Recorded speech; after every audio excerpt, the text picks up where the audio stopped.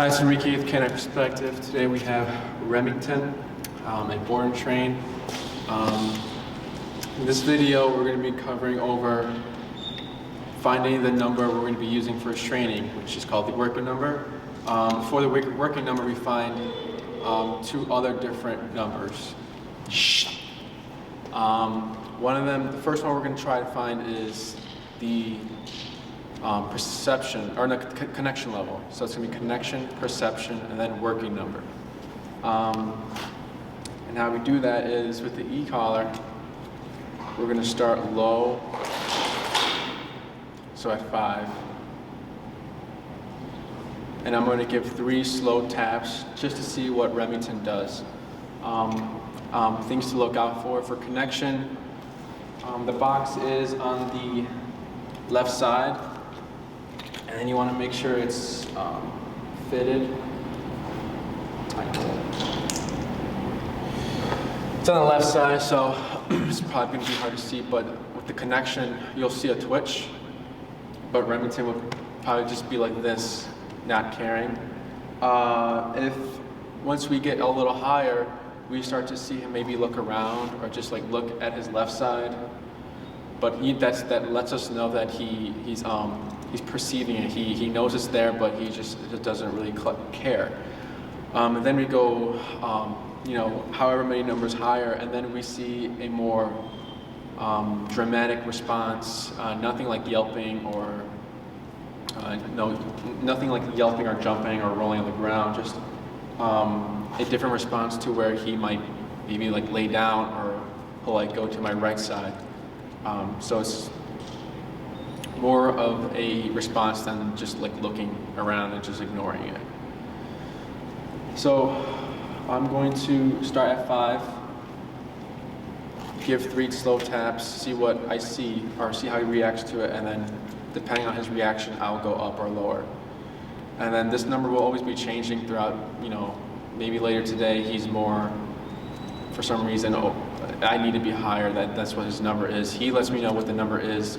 If it ends up being 50, I'm always gonna, for the first few days of his training, I'm always gonna keep trying to find his working number instead of assuming it's gonna be 50.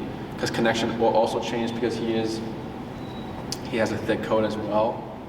So 5, can give like 3 taps, so it's gonna be tap, tap, tap, and I'm using the nick button. 10, tap, tap, tap. I'm gonna see what I can get with 15. Tap, tap. 20, tap, tap, tap. 25, tap, tap, tap. 30, tap, tap, tap. So a little bit of a reaction there. We're going to go to 35, tap, tap, tap. See if I can get him out of this down position. 40, tap, tap. Good. And then tap, tap, tap. Good. So we'll keep it at 40. Again, the number could change. 40 got him to get up from the down, so it caused a certain level of concern for him to get up from that down, which is good. Again, 40 the number will change on the environment as well. Right now, it's very slow right here, very quiet. So maybe once if it's like ends up being like a busy day with a ton of dogs, that number might be higher just because the energy level and like the distractions are more. They're just here, they're present. Same thing with like going outside. The 40 might, go. I might need to go to 50 for our training walks outside. But yeah, that's the reaction I look for, and that's the number I would want to work with. So the 40 is what we'll be using for his training today. So yeah, that's it. In this video, we're going to be going over the heel command. So heel is when Remington is walking with me, he's staying with me, and then he sits when I stop. His right shoulder should be aligned with my left leg. If it passes, we correct it. If it lags, we correct it.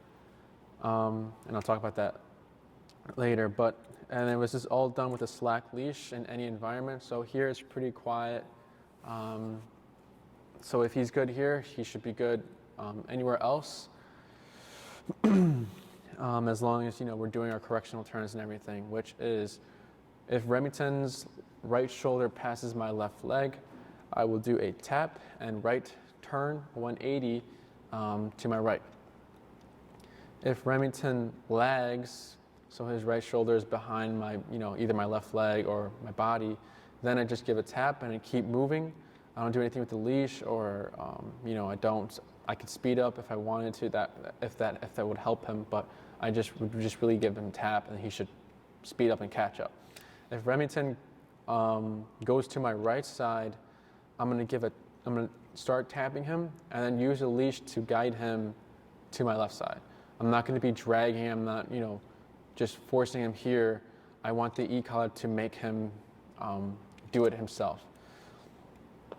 So when I'm giving slack for the heel command, teaching it, or just training sessions, I just want a J shape, kind of like this. So I have a J, and then it stops right at his armpit. If I have it too low, Remington will just keep stepping over it, and I'm going to have to keep adjusting and keep fixing it. If I put it too high, so let's say I have it here, I'm holding Remington, so he doesn't have the opportunity, or he doesn't give me the opportunity to make the corrections to teach him, like, no, you can't go, you can't pass me. So if I give the slack, he makes mistakes. And with those mistakes, we correct them, and then it allows him to learn what we're wanting from him. So we give the slack. And for the heel command, we always start with the left foot. So when I say heel, left foot, and then I walk. Right here, he's lagging, so I give a tap. And then he speeds up. So since he's paying attention, what allows me to see that is when I slow down. So if I change my speed, for example, if I speed up, he should speed up. But if I slow down dramatically and do a slow turn, he should follow. So tap, good. Tap for the lagging. So if I slow down, good. Tap, good. Slow down again, speed up, slow down, speed up. So that allows me, or lets me know that he's paying attention. And then when I come to a stop, he sits. So yeah, it's the speeding and slowing down lets me know if he's really paying attention. If I slow down and Remington doesn't slow down with me, he's going to end up passing me. So when he passes me, I tap and do a 180 turn to my right. For the sitting, when we stop, we use leash pressure and pairing it with the e-collar. So if he's not sitting in the beginning stages, we give pressure up and then pair it with the remote. Eventually, over time, we're going to keep practicing this, but then later on, he should know that he needs to sit when we stop. So if he doesn't sit when we stop for some reason, all we would have to do is give a tap, and then he should just put his butt down. We're just doing everything, or just trying to get away from using the leash and just having solely the e-collar, using the remote. So that is the heel command. With the heel command, when practicing this, you can use, the owners will use the break command. So if you're going for a walk on heel, you have to release your dog somehow. So we use the break, or whatever command you would like to use to release him from the heel. So when I say break, he might not break right away, but I'll use leash pressure. So let's say I'm on a sidewalk, and then I'm walking, and then I come to a stop. I face the grass. He should sit. Then I release him, break, and I can push him on the grass, or I try to do something to encourage him to get him away from me. It's important to do I approach the grass, or if you're going to break him, to come to a complete stop, have him sit, then break. Do one step at a time.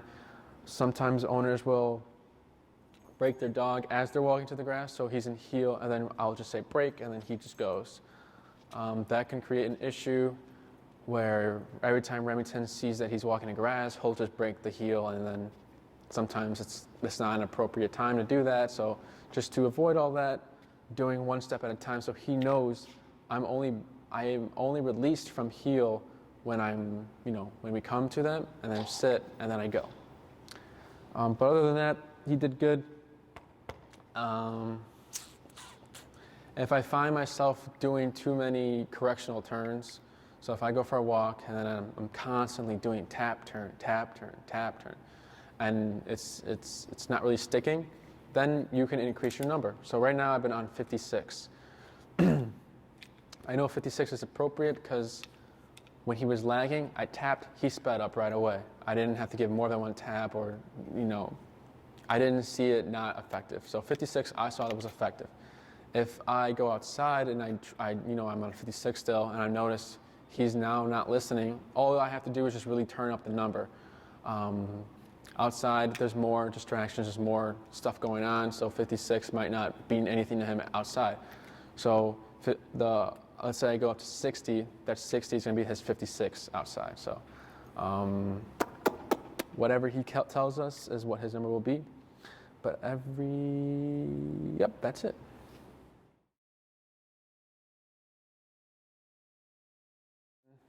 In this video, we're going to be discussing kind of like the part 2 of heel, the heel turns, how you would turn, if he's paying attention, how do you go about your turns. So for the first turn we'll go over is the right turns. So if I'm walking with Remington and I need to make a right, or no, we'll do the left turns, sorry. So the left turns, if we need to make a left, I'll show how that goes. So heel. Good. So if I'm walking with Remington and I need to make a right, what you want to do is slow down so he's paying attention. So you see he's paying attention. Lead with the right leg, left leg, right leg again. I slow down. Right leg, left leg, right leg. I slow down. Right leg, left leg, right leg. This turn is also good just to let him know that, if he's too close. So right here I slow down. Right leg, left leg, right leg. Just for him to give you his space, because I am bumping into him. I'm not like kneeing him. It just, right, left, right. I slow down. Right, left, right. I slow down. Good. Right knee, the left leg, and then the right knee again, going back this direction. So slow down, right, left, right. And now I'm going to slow to a stop. Good. So if I slow down, or if I plan on doing a turn, or if you're practicing your turns, for example, and you slow down and he's passing you, just forget the turn, do the 180, the tap in 180 to correct that. Because if you try to force a turn when he's ahead of you, you're going to end up bumping into his chest, stomach area, and then it's just going to be a very messy turn. He's probably going to flip out, or it's just going to be messy, and then we don't want anyone tripping or anything, so we'll just do the correctional turn, correct that. But yeah, it's okay if you bump into him. I bumped into a few times, just letting him know, we're turning, give me my space. Eventually, when we slow down, Remington's going to use his peripherals to see why we're slowing down. Are we going to stop? Are we going to turn? What's going on? And then once he sees that right knee coming, he's going to learn to pivot himself, and then it's going to be a lot more smoother. So those are the left turns. The right turns, it's going to be similar to the correctional turns, but with a slowdown. So if I'm walking, I slow down. And I will extend my left leg, and then go back on my right, and then back on the left, and then continue that direction. So I'm gonna go ahead and put him in the heel. So heel. So I slow down, he's paying attention. Left leg, right leg, left leg. And I'm not really tapping during these turns. So left leg, right leg, tap. I tap there because he kind of daydreaming. So left, right, left. Good. So I'm speeding up. He's speeding up with me. I slow down dramatically to see. So he's good. Left leg, right leg, left leg. Slow down. Left leg, right leg, left leg. Slowing down 4 steps before the turn is appropriate. 4 to 5. I slow to a stop, and he stops. So again, if you're slowing down, he's not passing you, just do the correctional turn. Slowing down before the turns, do 4 to 5 steps, like I said. And then when practicing this, go for a walk, practice like 5 left turns, 5 right turns, mix it up. Mix it up, what I mean is like, do a left turn, then do a right turn, then do a left turn, right turn, right turn, left turn, mix it up like that. But other than that,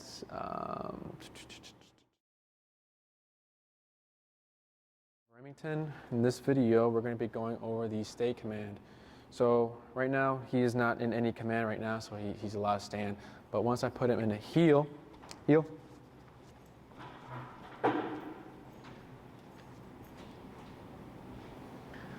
I'm going to slow to a stop.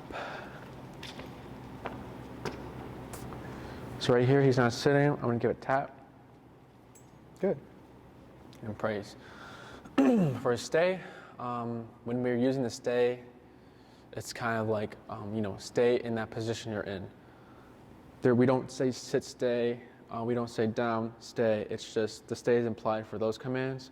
But here, since Remington is in a heel sitting, he's not in a sit command. He's in the sitting position, but I didn't tell him to sit.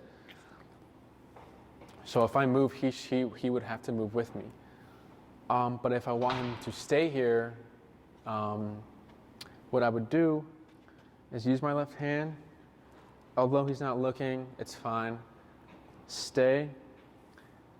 And then what I'm going to do is pivot out with my right foot, have my leash like this, assuming he's going to move. If he were to move, I'd pull up and then pair that with the e-collar. So far, so good. So I'm going to just do a little walk around with him. So right here, I stop and I tap. Good. I continue my walk.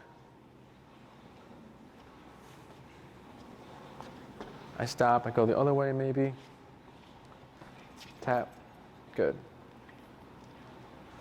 It's important to stop.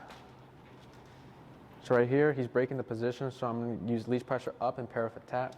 Good. I'm going to go down. Walk around.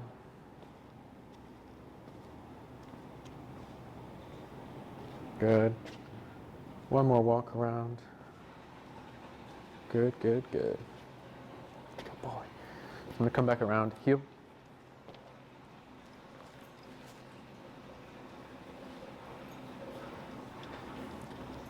Slow to a stop. Good boy. So when you're practicing the stay command, if you're doing your little walk around and he gets up, it's important to stop and correct it, because if you keep moving, you're trying to correct it, he's going to think follow you because you're moving. So if you stop and just hold up and tap, he should stay here. The reason why I have the leash like this is to assume he's going to get up, because this is just his starting training sessions. So the reason why I have it this length is to keep him there. If I have it here, he has all that slack to come here. So we want him to know that it's this position, this distance that you need to stay at. If we give the slack, he comes here, then he's thinking that, oh, I turned it off. So it's important to teach him to stay there. And then if he lays down, like what I did was I gave leash pressure up and then tap, and then he sat back up. So when we're practicing this command, what we like to do, if you're like, for example, if you're walking, doing a little training walk with him, or just a walk, and then you hit the red light, what you can do is practice your stay like that. Just stay, walk around, go back, green, heel, keep moving. In real life scenarios, you can use it to like throw out his poop bag. So if he poops, put him in the heel, and then say stay, pick up the poop, walk away, throw the poop away, or then return to Remington. Another way would be going into a Home Depot. So we take our dogs to Home Depot, and when we're going in those side aisles and we're going to be walking to the main aisle, what we do is put them in a stay, pivot out, and then check to see, if there's any or machinery coming through, or any dogs, or if it's too crowded. We just need to be aware of that, just to see what's behind the aisle. So that's a way we use stay here as well. If he's laying down, you say stay, he should lay down. So it just, whatever position they're in, they need to stay in that position.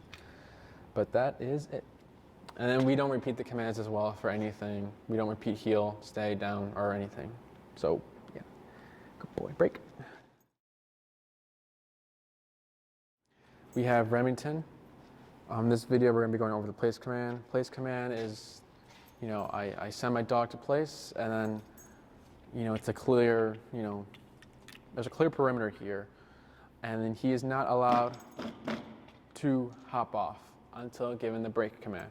So place, he has to go here, it's sending him here, and then he can lay down, sit down, stand up, chew on a bone. Whatever you're placing him on can be this is just a lifted dog bed. It could be a yoga mat, it could be a couch, it could be a rug, it could be maybe just his dog bed. But when teaching it for different items, you're gonna wanna start over, take it slow with him, because it's a new object, so he might not recognize it as possibly for a place.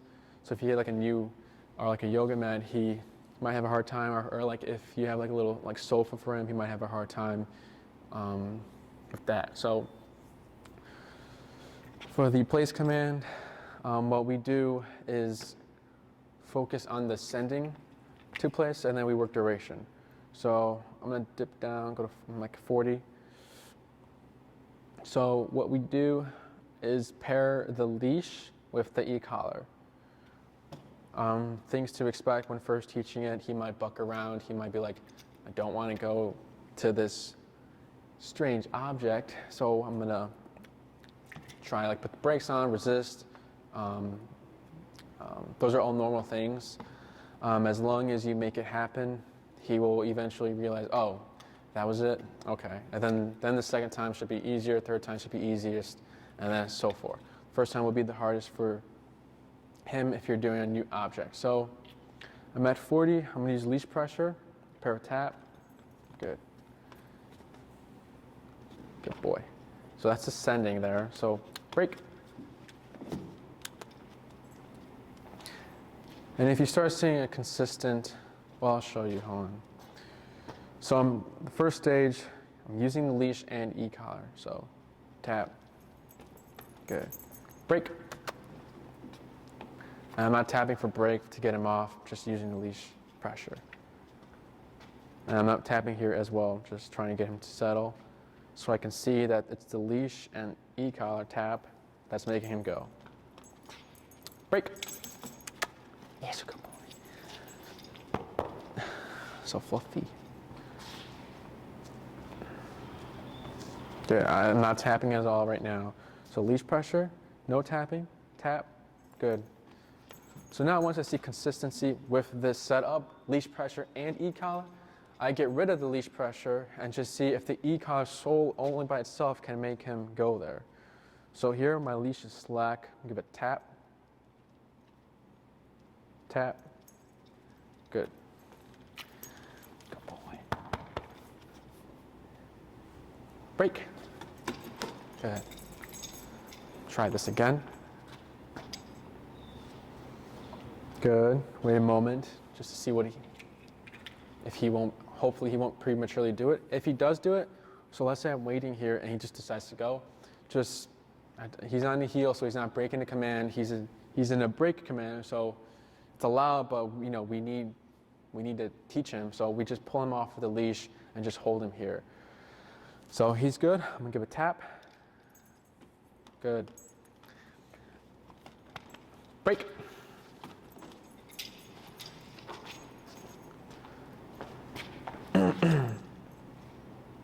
Good. Tap. Good. I'm gonna go lower, go to 30. So he's on 30 right now. Break. And then, once you see consistency with just e-collar, then you can start labeling a word with it. We use place, so place, and then no tapping. Only tap if needed. Break, and then you can start increasing your distance.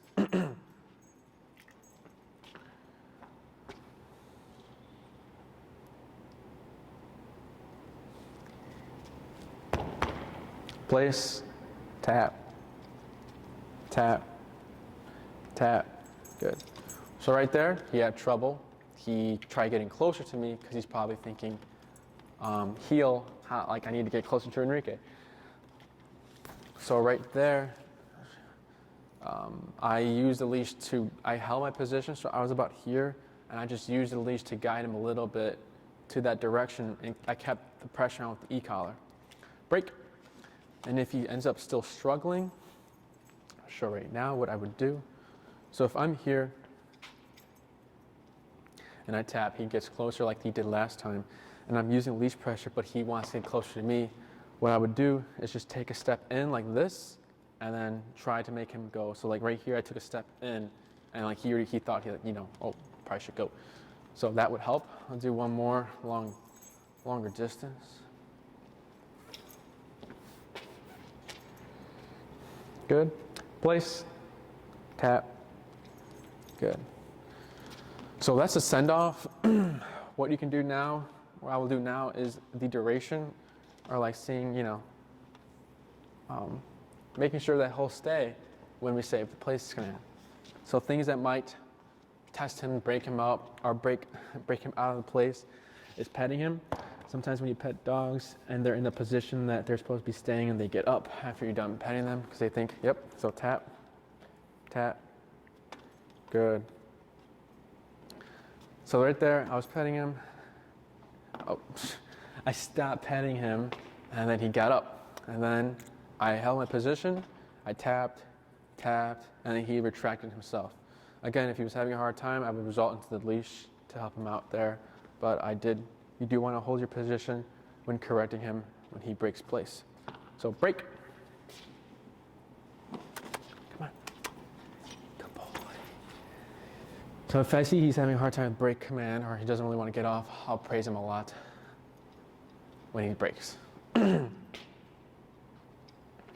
don't need him in a sitting position, I need him here. So if he was standing and like next to me still, then that's fine. So place, no tapping, good. Good boy. Do a little walk around.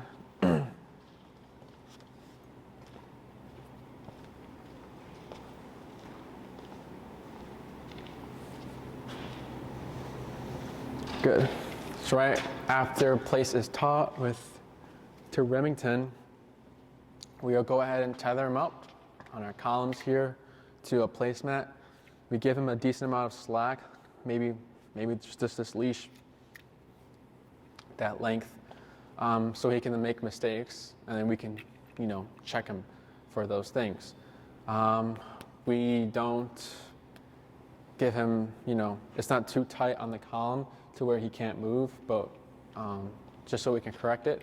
But yeah, he can lay down, sit down, do whatever, is, as long as he's on the place.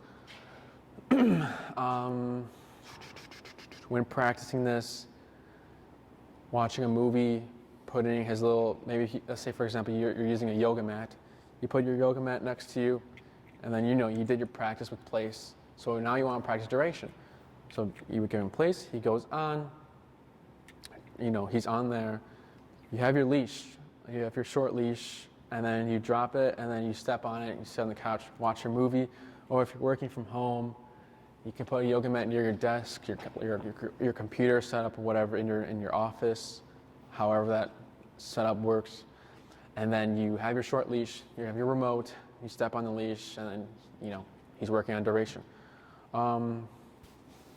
If you end up doing it in a like your office, such as an enclosed area and it's pretty small, you wouldn't have to step on the leash. You can put him in the corner. Having the short leash is the most important thing though in the first beginning stages, so that, because if you don't have a leash and you're tapping him correct, he doesn't know where to go. He's going to start either going to you, it's going to be a little messy. So if you have the leash, you can easily just guide him back.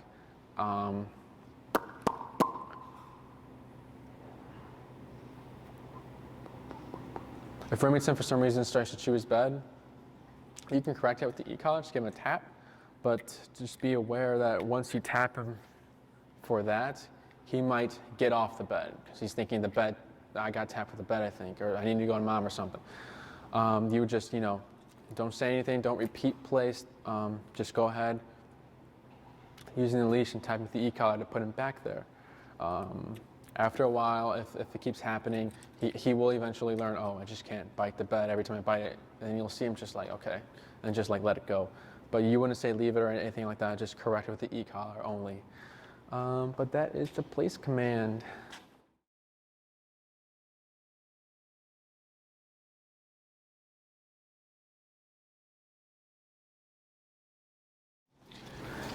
Hi, it's Enrique and Corey with Canine Perspective. In this video, we are going to be going over recall. So right here we have a 30-foot leash and then a short leash. Corey has the short leash, I have the 30-foot, and then I also have the remote. So the reason why we have these two leashes is to create separation, because as we practice this, Remington might just want to get away from Corey and just stick with me. So with the two handlers for space, two leashes, we can both hold them separate. 30 feet is to give the realistic distance from recalling your dog, because you're not going to recall your dog from 6 feet realistically. Realistically, your dog's going to be either running away or just far away, and you need them to come. So the 30-foot allows that distance, and then the 30-foot leash also allows me to make it happen. If for some reason Remington runs that way and I don't have a leash on him and I'm just tapping, he's not going to know what to do. So I have the 30-foot to either guide him or, like I said, make it happen. When holding the long leash, what we like to do is put our thumb through the loop and just hold it, and I have my remote in this hand, and then I can just reel in as he comes along, because if I don't reel in, then he has the rest of the 30-foot to go the opposite way, which I do not want. So I just start reeling in, closing that gap. So first what we're going to do is create space. Corey's going to hold Remington, and then we're not going to say any words right now. We're just going to pair the leash tension with the remote. So when I feel tension, like right now, what I'm going to do is pair that with the e-collar. So since we're teaching something new, I'm going to go down to 50. 58 was the last working number we were using with the last session. So right here, when I feel tension, this is good. I'm going to pair this with a tap, and then when when Remington is making his way to me, I'm going to take 3 to 4 steps back, hold, and then see what he does. So if he passes me, I'm going to turn, face him, 3 to 4 steps back, pair that with a tap, and it should be the same thing here. Just always, every time he passes you, face him, tap, and back up. The reason why the backing up, the reason why we do that is because if, for example, if Remington's at a dog park or in a loud setting, if you're tapping him and he's looking for you, he sees you, he doesn't know what you want, but then you start backing up, then he's gonna know, oh, that's recall. So that's why we do the backing up. So right now I'm gonna pair tension with the remote. So I'm gonna give a tap, good, tap, tap, good, tap, good. Start reeling in my leash. Good. So right here, I give it a tap, good. Take one more step back. I hold, And for recall, the sitting is part of it, so I'm gonna give it a tap.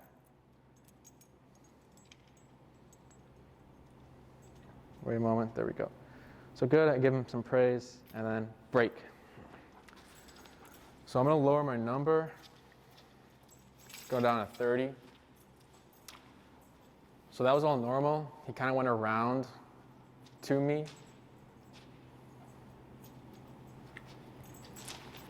And then he also looked confused because he wanted to get closer to Corey, which is normal. So here's tension. Tap, tap, tap, tap, tap. Good. Good, I hold. So right here, tap.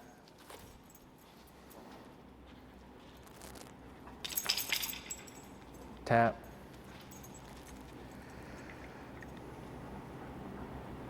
Tap. Good boy, good. Break.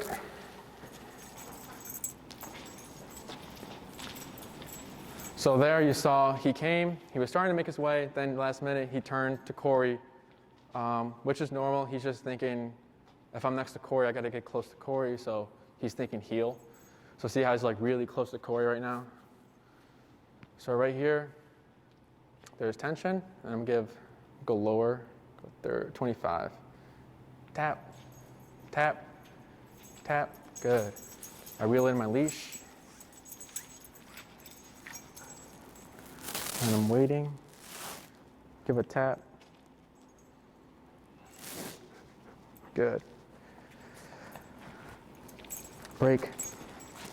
So when he comes to me, doesn't matter if he's left, right, center, back, behind me, just as long as he is in that 2 to 3 feet vicinity, sitting. Tap, tap, good.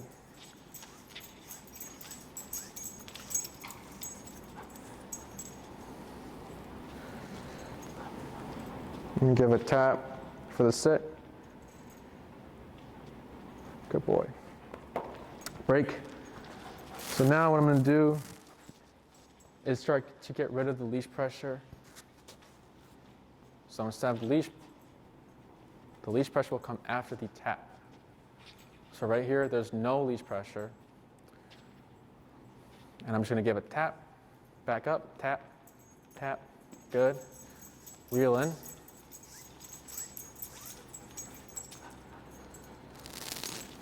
See what he's doing. So right here, he's kind of drifting away. So I'm going to face him, back up, and tap. Face him, tap.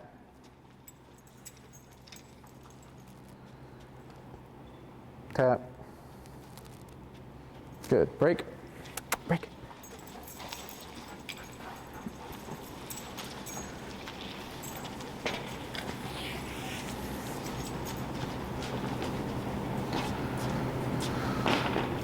Tap. Tap. Oh shit. Just that leg, yeah. Tap. Tap. Good. No leash pressure there at all. It's tap. Speed him up. Tap, tap. So this is good. Tap. Good job. Break. We'll do one more.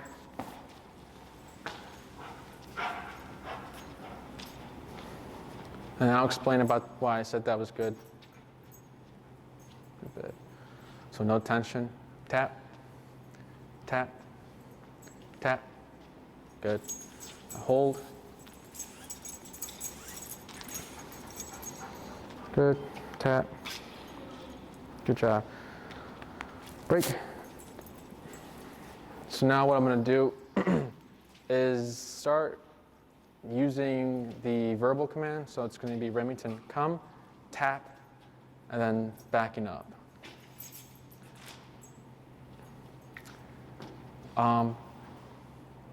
Did she say anything about calling him Remy or just Remington? I don't know. Okay. Remington, come, tap. Good.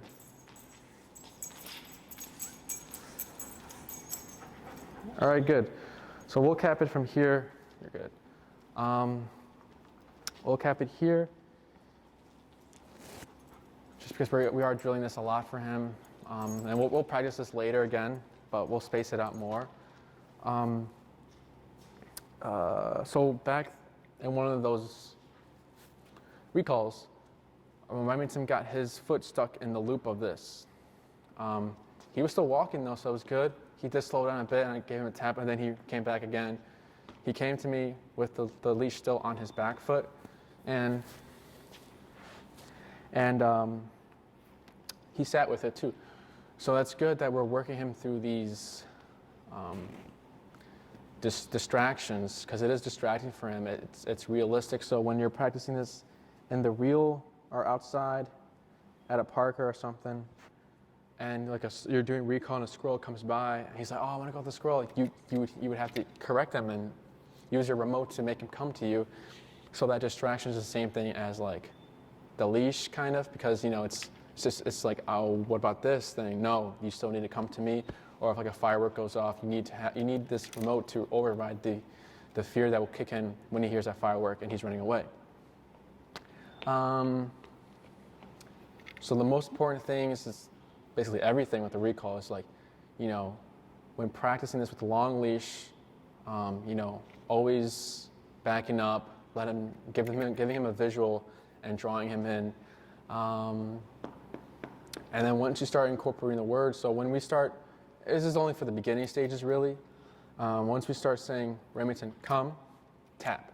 We're going to be tapping every time we say, "Remington, come," so that when the owner gets, Remington back and she's practicing her recall, but then for some reason, let's say she says it and Remington's about to make his way and then she thinks he's not coming, then she gives him a tap, he's going to be like, "Whoa, like what do I do? Like I got tapped, but I'm coming to you." Like she's probably going to go the other way or just shut down, and we don't want either of those behaviors. So when we do Remington, come, tap, even if he's coming, if we see the confusion here, we can make it help him out and be like, "I tapped you too late, but you're still to come." So we have that long leash to make it happen. So that you won't see that in the future, but that's only for the beginning stages. Practice it for that a while. Remington, come, tap, and then eventually, once he's, you see it being reliable, you don't have to tap every time. What else? When practicing this, if you're going to go to a park or like a field, if he's got like squirrel drive or prey drive, say like for example he's obsessed with squirrels, you have your long leash on, you can put him in a heel, you can use a long leash to practice heel as well, or you have this set up as well. You're walking your short leash, then you bring out your long leash, clip it, take your short leash off, and then break, and then he can go chase the squirrels. Let him go chase the squirrels, and then let him get really lost into the squirrel, and then when you're ready, Remington, come, tap, and then start backing up. So that's one way. Or just giving him a break, let him run around, then just call him at random times. And then when you're practicing this, it's you don't want to drill it out too much, because then Remington's gonna be like, he's gonna think that if what's the point of going into this field, or what's the point of chasing that squirrel if I'm just gonna be called back? So when we space things out, and we mix things up, he's not going to get too attached to you. He might get attached to you, so then you could just give recall a break, maybe for however long, and just let him get used to being, free. So, for example, going to the park, practice recall 2 times. Next time you go to the park, no recall. The next time you go to the park 3 times, then just mix it up for Remington. Again, if he passes you, turn to face him, and then tapping, and then backing up. We want him in this vicinity. Doesn't really matter if he's right, front, back, behind, or in the heel position. Dogs tend to go to the heel position. It's all personal preference for the owner, but as long as he's here and he stays here, that's what matters most. The sitting is important because Usually when people recall their dogs that are somewhat trained and they come, they just leave right away. But with our recall, we want it to come and sit and then wait for either break command, another command, so heel or down sit, whatever. It's come, you wait here until otherwise. What else?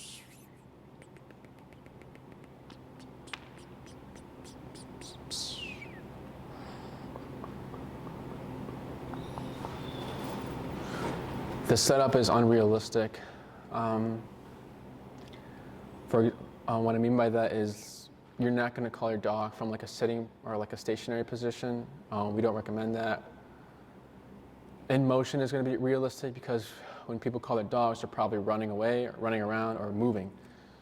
So after all this practice, we advance to like recall part 2, where like it's the same setup, but then instead of Corey walking, stopping, I recall. Corey's gonna walk. While he's walking, I recall him. I do the recall, Remington come, tap, and then after that walking phase, Corey would start doing a little jog. So once, then Remington's running, and then we recall him from a running, like action behavior, which is more realistic than the setup we had today. But yeah, that's it.